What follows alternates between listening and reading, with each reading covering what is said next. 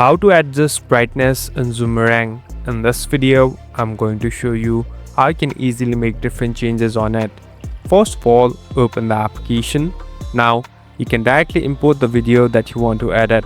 So here I'm tapping on one. At last, here on the right top, tap on next. So basically we're in this editing platform. Here, you can make different changes and edits to your video. Here on the bottom, you'll be able to find different tools that are available. So if you slowly swipe right, there is a section of adjust. Tap on adjust, and on the bottom tap on brightness. So this is the place where you can adjust it. Here you have a slider and you can do it however you want. So it's up to you and the way you want to customize. At last, you can simply go back and you're all set to go. Thank you for watching this video. I hope this video will help you.